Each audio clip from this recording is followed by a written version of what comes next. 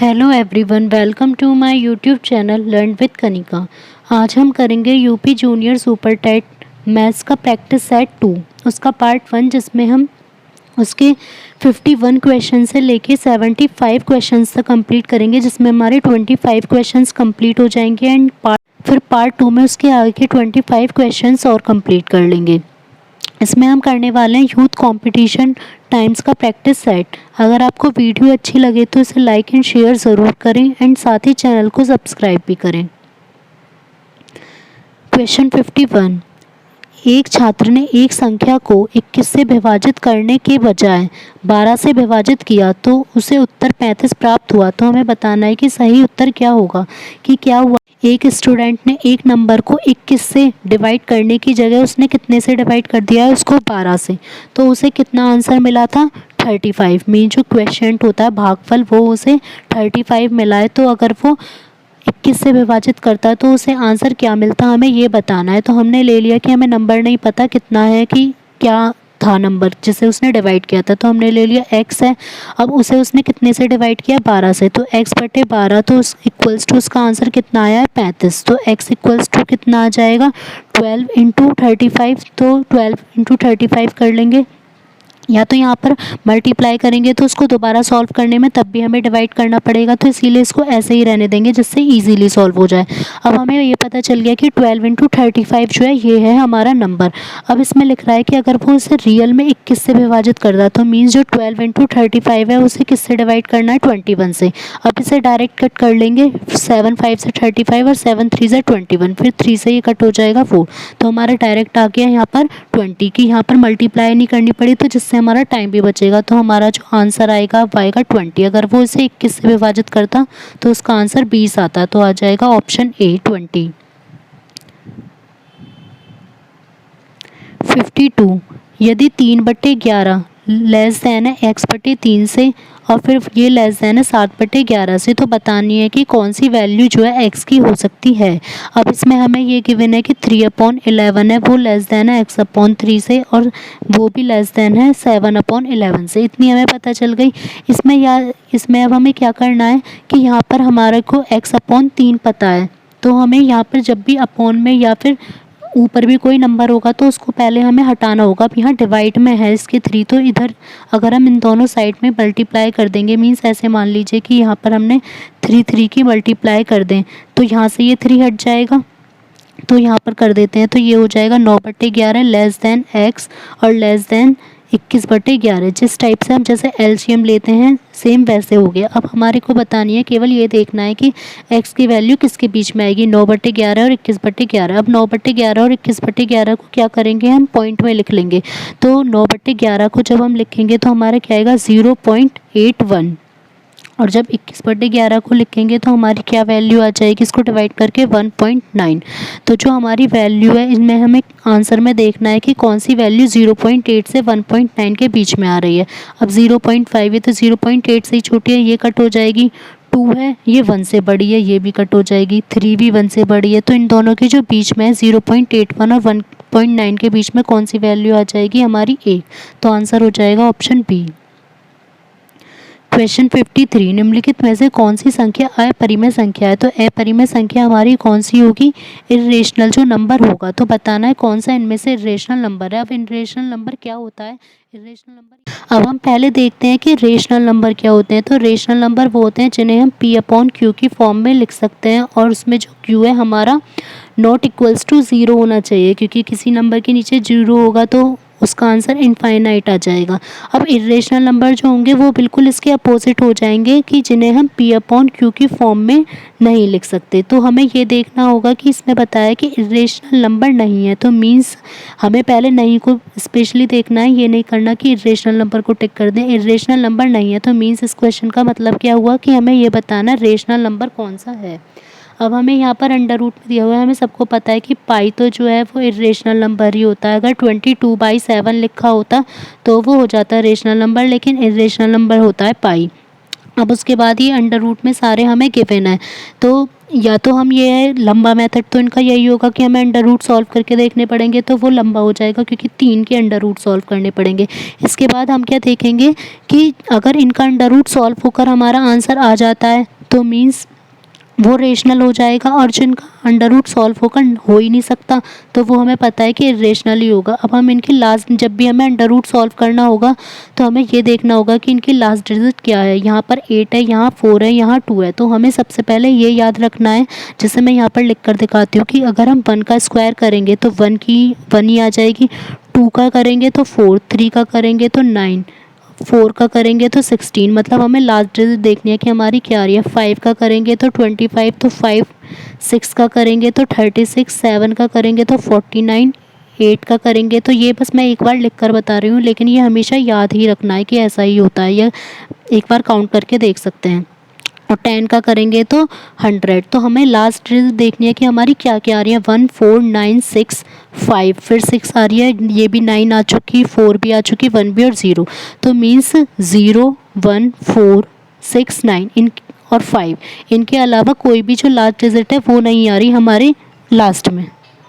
तो यहाँ पर हम क्वेश्चन में यही देख लेते हैं कि इनकी लास्ट डिजिट क्या है, जिससे हमें पता चल जाए। तो यहाँ पर इसकी लास्ट डिजिट फर्स्ट वाले की क्या है, 8, तो 8 होती नहीं है, तो मीन्स ये क्या हो जाएगा, इसका अंडर रूट सॉल्व नहीं हो सकता, ये इरेशनल होगा।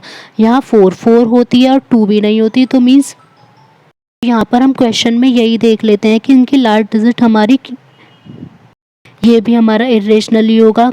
तो रेशनल इनमें से कौन सा हो सकता है हमारा नंबर, अंडर रूट 6084। तो जब भी अंडर रूट में इस टाइप से देखना होगा, अगर हमें आंसर ही देखना होता तो बात अलग थी, बस हमें यहाँ देखना है रेशनल रेशनल। तो इसकी जो यूनिट डिजिट है इससे ही देख लेंगे कि जब ये 8 और 2 किसी के में होती ही नहीं है तो ये तो होंगी ही इरेशनल, और पाई होता ही है, तो कौन सा बच जाएगा, अंडर रूट 6084। तो बिना सॉल्व हुए देखते ही ये क्वेश्चन हमारा ऑप्शन से ही सॉल्व हो जाएगा। Question 54, A B square C square A square B C A cube B cube C square का एलसीएम हमें बताना है। जब भी हमें इस टाइप से ये जो वेरिएबल्स दिए होंगे तो उनका एलसीएम निकालेंगे तो क्या लेना होता है हमें कि जो भी इसकी हाईएस्ट पावर है हम हमेशा उसको ले लेंगे, और जब एचसीएफ निकालना होगा तो तब हम क्या करेंगे, इनमें से इनकी लोएस्ट पावर को ले लेंगे अगर हमें पावर वाले क्वेश्चन है तो। अब एक ही देख लेते हैं, यहाँ ए है, यहाँ ए स्क्वायर, यहाँ ए क्यूब, तो हाईएस्ट पावर क्या हो जाएगी, ए क्यूब। अब नेक्स्ट बी स्क्वायर बी और बी क्यूब, तो क्या हो जाएगी, बी क्यूब। फिर सी स्क्वायर सी और सी स्क्वायर, तो हाईएस्ट हो गई सी स्क्वायर, तो हमारी क्या आ जाएगी यहाँ पर, ए cube B cube C square, तो आंसर हो जाएगा ऑप्शन सी। क्वेश्चन 55, दो सह अभाज्य संख्याओं का गुणनफल 117 है तो उनका एचसीएफ ज्ञात कीजिए। अब हमें पहले देखना है कि सह अभाज्य मीन्स को प्राइम नंबर्स क्या होते हैं। कुछ लोगों को लगता है कि को प्राइम नंबर्स क्या होते हैं, जो भी लगातार के प्राइम नंबर होंगे जैसे 2, 3, 3, 5, केवल वही को प्राइम नंबर्स होते हैं। ऐसा नहीं होता। को प्राइम नंबर क्या होते हैं, कोई भी ऐसे दो नंबर जिनका कोई भी मतलब कॉमन जो है गुणनखंड 1 के अलावा हो नहीं, मीन्स उनका कॉमन फैक्टर 1 के अलावा कोई और नहीं हो, तो उसको हम क्या कह सकते हैं कि जो उनका एचसीएफ है वो केवल हमेशा 1 ही होगा। अब जैसे प्राइम नंबर 16 तो है नहीं, 25 है, तो इन ये अब हम 16 और 25 को देखें तो ये दोनों लेकिन को प्राइम है। इसका मतलब ये नहीं है को प्राइम का कि उसमें कंपोजिट नंबर नहीं हो सकता, हमारी भाज्य संख्या नहीं हो सकती, बस ये मतलब है कि उन दो नंबरों में कोई भी कॉमन फैक्टर नहीं होना चाहिए। 16 और 25 में अगर हम देखें तो कुछ भी कॉमन नहीं है, इनका एचसीएफ क्या आ जाएगा, 1। तो जहाँ भी हमें सहअभाज्य संख्या पूछी जाएंगी तो इसमें डायरेक्ट पूछा गया इनका एचसीएफ क्या है, तो हमारा डायरेक्ट आंसर हो जाएगा ऑप्शन सी, 1। क्वेश्चन 56, 10,201 का वर्गमूल क्या है। अब इसमें हमें इसका वर्गमूल निकाल के देखना होगा। एक तो हम ये देख लेंगे कि इसकी लास्ट की डिजिट 1 है, तो 1 जो भी स्क्वायर किस किस के स्क्वायर में 1 लास्ट की डिजिट आती है, एक तो 1 के स्क्वायर में आती है और एक 9 के स्क्वायर में आती है। तो लास्ट की जो डिजिट है वो 1 या 9 हो सकती है, ये तो हमें दिख गया यहाँ पर। अब इसका मतलब इसको हम एलिमिनेट नहीं कर सकते क्योंकि दोनों ही चीज़ आ रही है, कोई भी ऑप्शन कट नहीं हो रहा, तो अब हम इसको सॉल्व करके देखना पड़ेगा। तो 1 0 2 0 1, हम इसको या तो भाग विधि से सॉल्व कर सकते हैं या फिर गुणनखंड विधि से। तो भाग विधि से मैं आपको करके दिखा देती हूँ, गुणनखंड विधि से तो सबको आता ही है नॉर्मली। तो क्या करते हैं उसमें हम लास्ट से पेयर बनाएंगे, 0 1 का पेयर बन गया, 0 2 का पेयर बन गया और 1 का पेयर बन गया। अब ये 1 अकेला बचेगा तो इसको ऐसे ही लिखेंगे। तो 1 का स्क्वायर क्या होगा हमारा 1। अब हमें ये पता चल गया ऊपर 1 आ रहा है तो मीन्स ऑप्शन ए भी कट हो गया, बी भी कट हो गया। या तो 101 होगा या 111 होगा। 1 में से 1 गया हमारा 0 आ गया। अब नेक्स्ट पेयर उतार लेंगे 0 2। अब जो यहाँ पर नंबर हमने लिखा होता है उसी को हमेशा प्लस कर देते हैं। तो 1 में 1 प्लस किया 2। अब 2 के आगे तो यहाँ पर भी 2 है और यहाँ पर भी हमारा 2 है। तो क्या करना होता है 2 के आगे हम कोई भी नंबर लिखते हैं। जैसे सबसे छोटा नंबर लिया मैंने 1, तो यहाँ पर भी 1 लिखेंगे और उसकी 1 से ही मल्टीप्लाई कर देंगे। तो जैसे हमारा आया 21। तो 21 यहाँ तो 21 आ रहा है, यहाँ 2 मीन्स छोटा है तो हमें यहाँ पर भी 0 बढ़ानी होगी, यहाँ पर भी 0 बढ़ानी होगी और नेक्स्ट पेयर को उतार लेंगे। अब हमें पता है यहाँ 20 है, यहाँ 201 है तो 1 लिख देंगे। तो डायरेक्ट हमारा क्या आ जाएगा 101। Answer option C. क्वेश्चन 57। यदि 2 की पावर x इंटू 5 की पावर x के अंत में 5 होता है तो x का मान कितना होगा। जब भी हमने ऐसा क्वेश्चन पूछा जाएगा तो हम क्या करेंगे, जो भी हमें नंबर दिए हुए हैं उनके मल्टीप्लाई करके देख लेंगे। 2 5 से कितना आएगा 10। तो इसकी जो लास्ट डिजिट है वो हमेशा 0 ही होगी, कभी भी 5 हो ही नहीं सकती। क्योंकि अगर हम पुट भी करके देख सकते हैं, 1 तो पुट ही कर ली, ऐसे 0 पुट कर लो 2 की पावर 0 इंटू 5 की पावर 0 तो हमारा बचेगा ही 1, क्योंकि किसी की भी पावर 0 जो है वो 1 ही देती है। अगर कोई और वैल्यू रखेंगे तो अगर 2 रखेंगे अब हम 2 की पावर 2 इंटू 5 की पावर 2 तो 4 इंटू 25 तो हमारा क्या आ जाएगा 100। मीन्स बस 0 रखने पर ही हमारा 1 आएगा। अगर हम कोई भी 0 से बड़ी वैल्यू रखेंगे तो जो यूनिट डिजिट होगी वो हमेशा 0 होगी, कभी भी 5 नहीं होगी। तो इसका आंसर हो जाएगा ऑप्शन डी, एक्स का कोई भी मान नहीं होगा। 58 समांतर श्रेणी means arithmetic progression means AP की वे 3 संख्याएं ज्ञात कीजिए जिनका योग 15 और गुणनफल 105 है।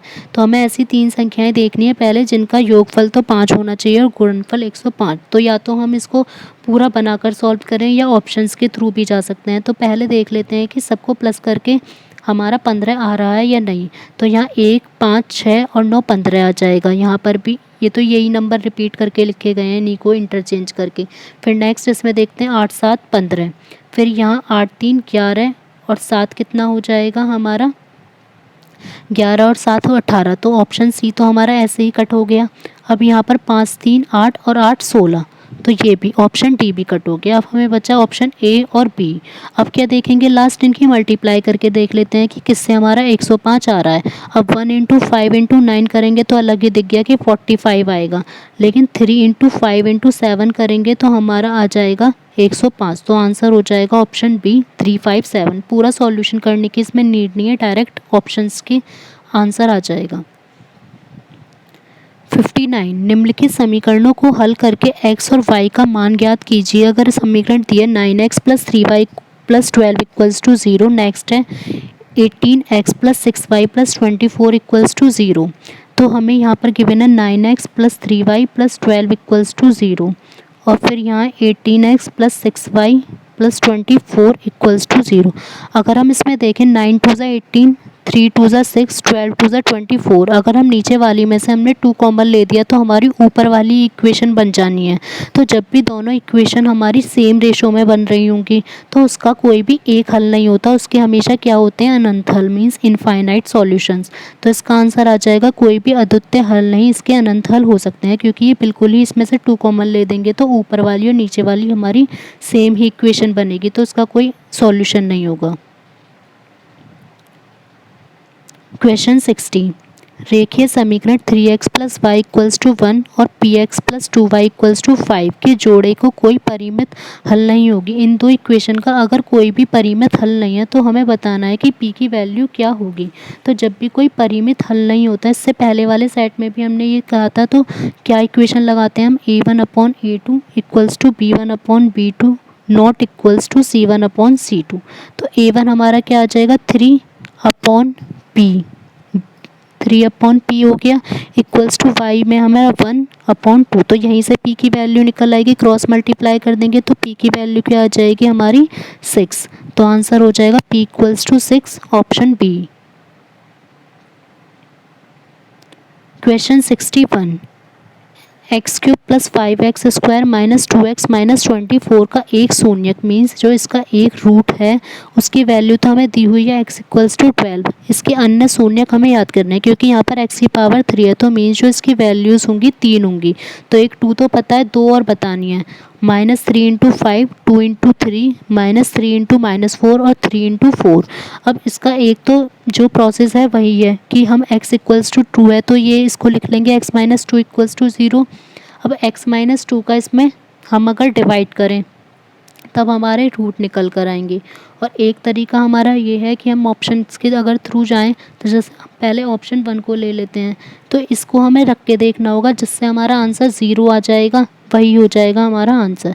तो जैसे फर्स्ट वाले में है -3 क्योंकि वो ए में भी है सी में भी है तो हमें पता चल जाएगा एक से ही अगर आ गया तो इन दो में से ही कोई आंसर होगा और एक से भी नहीं आए तो ये दोनों ही एलिमिनेट हो जाएंगे। तो -3 रख लेते हैं, -3 का क्यूब प्लस 5 इंटू -3 का स्क्वायर -2 इंटू -3 -24।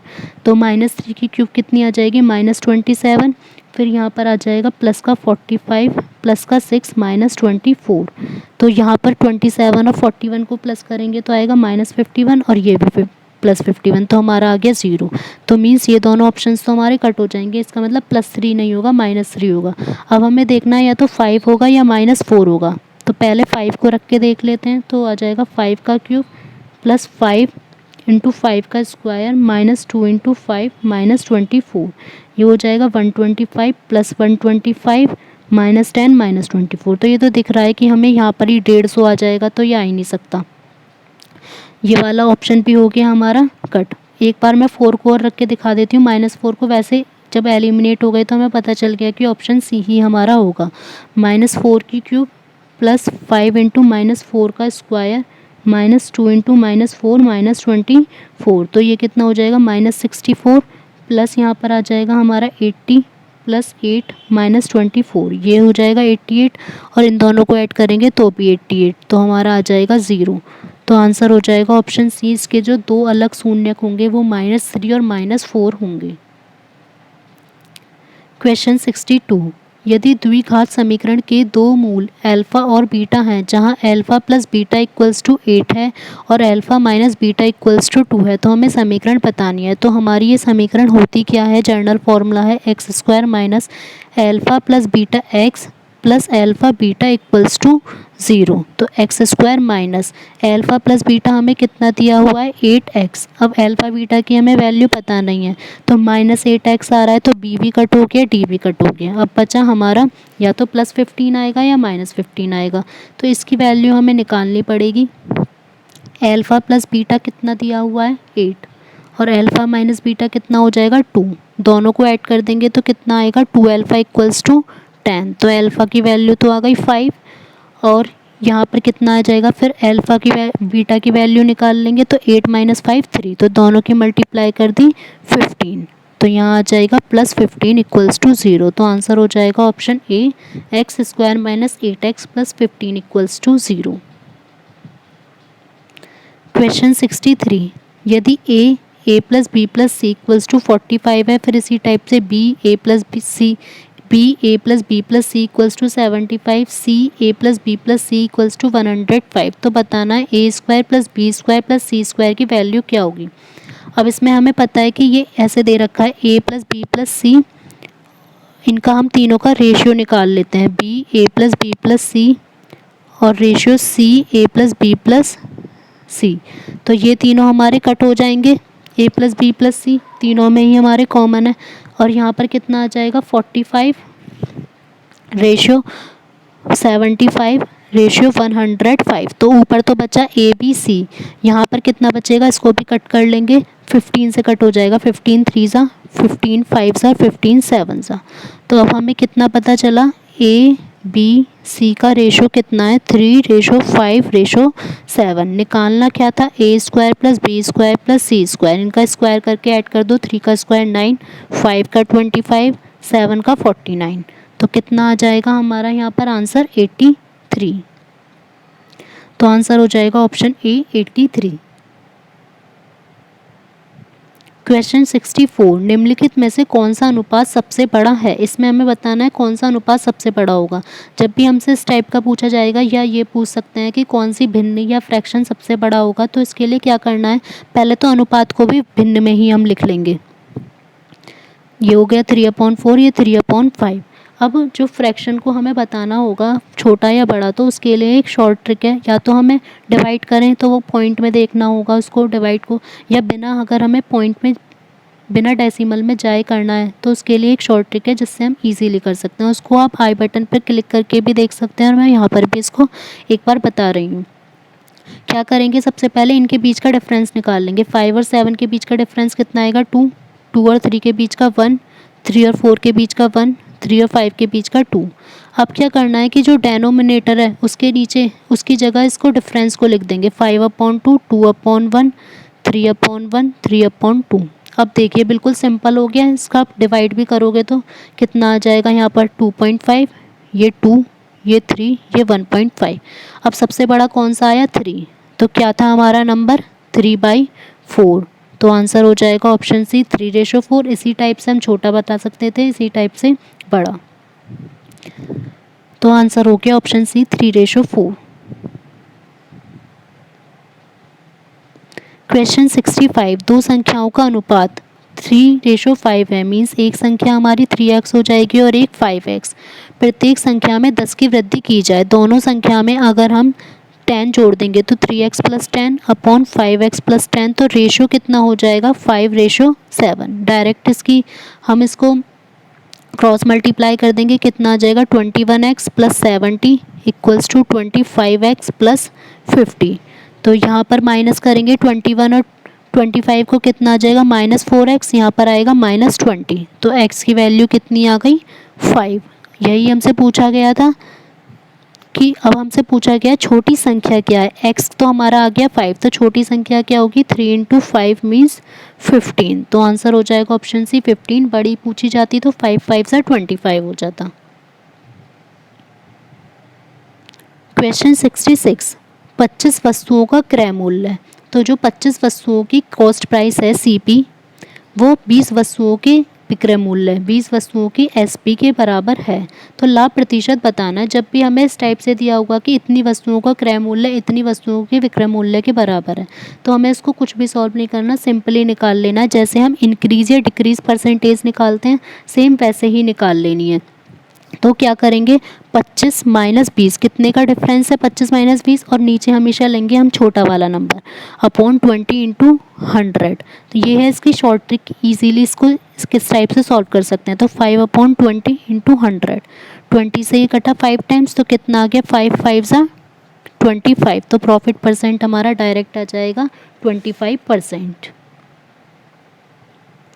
क्वेश्चन 67, एक वस्तु बेचकर मदन ने उसके क्रय मूल्य के 1/4 के बराबर लाभ अर्जित किया। एक वस्तु को जब मदन ने बेचा है तो उसको लाभ जो कितना हुआ है, प्रॉफिट हुआ है, उसको जो उसकी कॉस्ट प्राइस है उसका चौथाई मीन्स CP/4। ठीक है। यदि उसने इसे 375 रुपये में बेचा तो SP कितना हो जाएगा, 375। तो बताना है क्रय मूल्य क्या था। डायरेक्ट फॉर्मूला लगा देंगे हम कि प्रॉफिट इक्वल्स टू क्या होता है, हमारा प्रॉफिट है CP/4 = SP - CP। अब इसको CP को सॉल्व कर देंगे, इधर CP को लेकर आएंगे तो CP + CP/4 = 375। तो 5 CP/4 = 375। 5 से इसको कट कर देंगे तो आ जाएगा 75। अब 75 की 4 में जब मल्टीप्लाई करेंगे तो कितना आ जाएगा, 300। तो मीन्स जो उसका क्रय मूल्य कितना था, 300 रुपये, ऑप्शन सी। क्वेश्चन 68, एक कार ₹4.50 लाख में खरीदता है। तो 4.5 लाख रुपए में के ने एक कार खरीदी तथा उसकी सहायक सामग्री पर 1.25 लाख रुपए खर्च करता है। तो पहले 4.5 लाख रुपए में तो उसने कार खरीदी, फिर 1.25 लाख रुपए उसने खर्च कर दिए। तो जो टोटल CP है वो हम जो खर्च होता है वो हमेशा CP में ही ऐड होता है, क्योंकि वो हमने खुद से खर्च किए हैं उस पर।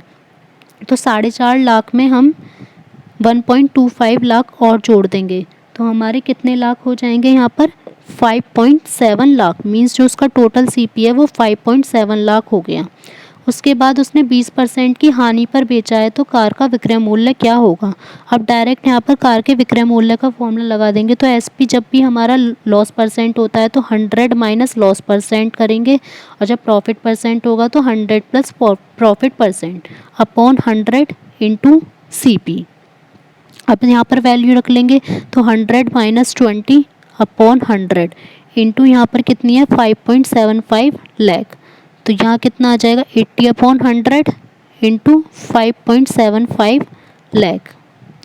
अब इसको सॉल्व कर लेंगे, 0 से 0 कट हो गया, 2 4 ज़ा और 2 5 ज़ा, 5 से इसको कट करेंगे पहले 5.15, तो 5.15 में डायरेक्ट जब 4 की मल्टीप्लाई कर देंगे तो हमारा आंसर आ जाएगा 4.6 लाख। तो उसने जो कितने रुपए में उसको बेचा है 4.6 लाख में, जब उसकी 20% हानि हुई है। तो ऑप्शन डी। क्वेश्चन 69, जब पासे का एक जोड़ा फेंका जाता है, मीन्स 2 पासे एक साथ फेंके जा रहे हैं, तो संख्याओं का योग विषम आने की प्रायिकता क्या है। हमें पता है कि जब 2 पासे फेंके जाते हैं, एक पासे पर कितने नंबर होते हैं 6 और दूसरे पर होते हैं 6, तो टोटल जो हमारे आउटकम्स बनते हैं वो कितने बनते हैं 6 6 ज़ा 36, इस टाइप से कि 1,1 फिर 1,2, इस टाइप से हमारे लास्ट तक 6,6 तक बनेंगे। अब पूछा जा रहा है कि अगर इन संख्याओं का योग विषम होने की प्रायिकता क्या है। तो अगर हम इन्हें गिनने बैठेंगे कि पहले 1 और 1 को गिने तो 2 आ गया तो इसे नहीं लेंगे, फिर 1 और 2 को 3, तो ये बहुत ही लेंथी प्रोसेस होता है। तो क्या करना है हमें, जब भी हमारे पास 2 पासे होते हैं और उसमें हमें पूछा जाए या तो ऑड पूछा जाए चाहे इवन पूछा जाए, तो उसमें कितने आते हैं हमेशा प्लस करके 36 का हाफ 18, हमेशा इन नंबर्स का सम 18 बार तो हमारा ऑड आएगा और 18 बार ही हमारा इवन आएगा। तो इसमें डायरेक्ट हमें प्रायिकता इसकी लगा देनी है, तो 18 अपॉन टोटल कितने हैं 36, तो 1/2 मीन्स इसकी जो प्रोबेबिलिटी है वो कितनी हो गई 0.5। और अगर हमसे सम की पूछी जाती तो भी 0.5 होती, विषम की है तो वो भी 0.5 ही होगी। क्वेश्चन 70, एक गांव की जनसंख्या 18,000 से बढ़कर 22,500 हो गई, तो वृद्धि का प्रतिशत। तो सिंपली हमें निकालना है कि कितने % इंक्रीज़ हुई है। तो जब भी परसेंटेज इंक्रीज़ निकालेंगे तो इसे माइनस कर लेंगे, तो 22,500 में से पहले हम 18,000 को माइनस कर लेंगे, अपॉन जो हमेशा छोटी वाली होती है उसी को हम नीचे लिखते हैं जब भी इंक्रीज़ परसेंटेज निकालेंगे इंटू 100। तो हमारा ये माइनस करके कितना आ जाएगा 4500 इंटू 100 अपॉन 18,000। इसको कट कर देंगे तो यहाँ पर बचा 450/18, 9 दूनी 18 और 9 से ये 50, फिर कट जाएगा 25%। तो मीन्स जो इंक्रीजमेंट हुई है वो कितने % की हुई है 25% की, ऑप्शन ए। क्वेश्चन 71, अरुण की आय बाला की आय से 150% ज़्यादा है। अब इसमें हमें ये दिया है कि हमने ले लिया बाला की, हम अब यहाँ पे परसेंटेज में दी है तो बाला की हम लेट कर लेते हैं कि 100 है, तो अरुण की कितनी हो जाएगी, उसका 150% है तो 150 हो जाएगी। उसके बाद दी है चंदू की आय, अरुण की आय की 120% है, तो चंदू की हमें निकालनी पड़ेगी 150 का 120% कितना होगा। तो ये 0 0 15 की 12 में मल्टीप्लाई करेंगे तो 180, तीनों की पता चल गई 100 150 और 180। अब टोटल आय हमें दी है अरुण बाला और चंदू की, टोटल है 86,000, तो चंदू की हमें बतानी है। जब भी टोटल हमें दी होगी तो हमें क्या करना है, उसको ईजीली किससे सॉल्व करेंगे, रेशियो वाले से। पहले इन तीनों का रेशियो निकाल लेते हैं, तो 100 रेशियो 150 रेशियो 180, 0 0 0 तीनों कट हो जाएंगे। इसके बाद तो अब यहाँ पर कोई भी तीनों नंबर एक साथ डिविजिबल है नहीं। अब हमें किसकी निकालनी है, चंदू की, तो चंदू का रेशियो कितना आया 18 अपॉन टोटल रेशियो 10 + 15 + 18, इन तीनों को ऐड कर दो कितना हो जाएगा 43 इंटू टोटल आय कितनी थी 86,000। अब यहाँ पर कट कर लेंगे, 43 से ये कट हो जाएगा 2000, तो 18 2 = 36, तो 36,000 आ गया डायरेक्ट। इस टाइप से तीनों में से किसी की भी पूछेंगे तो ही निकल जाती, तो आंसर हो जाएगा ऑप्शन ए 36,000। क्वेश्चन 72, किसी धनराशि पर 10 वर्ष बाद साधारण ब्याज ₹600 होगा, तो तो इसमें ये बताया गया है कि 10 वर्ष बाद अगर किसी का SI है तो वो कितने रुपए होगा, 600। यदि 5 वर्ष बाद मूलधन को 3 गुना बढ़ा दिया जाता है, मीन्स 5 वर्ष तक तो मूलधन जितना था उतना ही रहेगा और 5 वर्ष बाद उसको 3 गुना बढ़ा दिया जाएगा, तो 10 वर्ष बाद जो कुल ब्याज है वो कितना होगा। अब पहले शुरू में दे रखा है 10 वर्ष का, तो कितना हो जाएगा, 600 हमें ब्याज है P इंटू आर इंटू 100, तो P into R into T, sorry P into R into T upon 100, तो T कितना है 10 अपॉन 100, तो पी आर की जो वैल्यू है वो कितनी आ जाएगी हमारी, 6000 इतनी आ गई। अब इसके बाद हमें लगाना है पहले 5 वर्ष के लिए प्लस 5 वर्ष के लिए, तो 5 वर्ष के लिए जब शुरू में लगाएंगे तो P into R into 5 upon 100 plus आगे के 5 वर्ष के लिए जब लगाएंगे तो उसमें P जो है हमारा 3 गुना है, तो 3P into R into 5 upon 100। अभी इतना लगा लिया पूरा, इसको सॉल्व कर लेंगे, 100 तो दोनों में हमारा आ गया कॉमन, और यहाँ पर आर इंटू 5 ये भी हमारा है कॉमन, तो P प्लस 3P कितना हो गया, 4P। यहाँ क्या वैल्यू आ जाएगी, 5 से इसको कट करेंगे 20 टाइम्स, 4 से कट करेंगे 5, तो ये आ गया PR अपॉन 5। PR की वैल्यू अभी हमने निकाली थी 6000 अपॉन 5, तो कितनी आ जाएगी, इसको डिवाइड करके 1200। तो ये पूछा है इसमें कि 10 वर्ष बाद जो कुल ब्याज है वो फिर कितना हो जाएगा, 1200 रुपये। ऑप्शन सी, मतलब पहले 600 था अगर नॉर्मल था, अगर 3 गुना बढ़ा दिया जाएगा 5 वर्ष बाद तो 1200 हो जाएगा। क्वेश्चन 73, कितने परसेंट ब्याज की दर पर कोई राशि 30 वर्षों में स्वयं की दुगनी हो जाएगी। ये मैंने फर्स्ट वाले प्रैक्टिस सेट पे भी बताया था कि जब इस टाइप का क्वेश्चन आएगा कि दुगनी हो जाएगी या कितने भी गुनी हो जाएगी तो हमें दर या टाइम निकालना होगा, तो सिंपल एक शॉर्ट ट्रिक से निकालेंगे। 100 इंटू जितनी भी हो जाएगी गुनी उसमें से -1 कर देना है, तो 2 - 1 कितना आ गया, 1 अपॉन जितना हमें दिया है, वर्ष दिया है तो वर्ष का डिवाइड कर देंगे, तो ये आ गया 10/3 मीन्स 3 होल 1/3%। इसी टाइप से अगर हमें यहाँ पर दर दी होती और टाइम पूछते तो भी हमें सेम यही प्रोसेस लगानी थी। 100 इंटू जितनी भी गुनी हो जाएगी उसमें से -1 अपॉन दर का डिवाइड कर देते। अब यहाँ आंसर हो जाएगा 3 होल 1/3%। क्वेश्चन 74, 8% प्रति वर्ष की दर से 1 वर्ष 6 महीने के लिए रुपये 15,625 पर चक्रवृद्धि ब्याज क्या मिलेगा। जब चक्रवृद्धि ब्याज अर्धवार्षिक रूप से संयोजित किया जाता है, हमसे अर्धवार्षिक लिखा आ जाए या फिर छमाही लिखा आ जाए, तो हमें क्या करना होता है कि जो % होती है उसको तो डिवाइड करना होता है 2 से, और जो हमारा टाइम होता है उसको 2 से मल्टीप्लाई करनी होती है। अब सिंपली चक्रवृद्धि ब्याज का फॉर्मूला लगा देंगे तो वो हमारा क्या होगा, P1 प्लस R अपॉन 100 की पावर n और -1, यहाँ तक हो गया।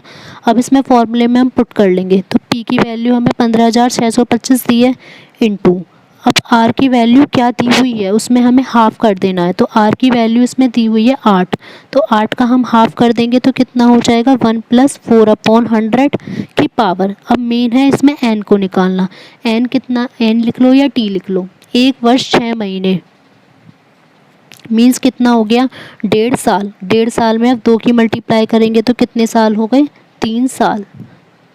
तो यहाँ आ जाएगा 3 और -1, 4 से कट करेंगे 25, तो हमारा आ जाएगा 15,625 गुणा 25 + 1 यहाँ होगा 26 को 3 बार लिख लेंगे, माइनस फिर यहाँ पर जब एलसीएम लेंगे तो 25 को 3 बार लिख लेंगे।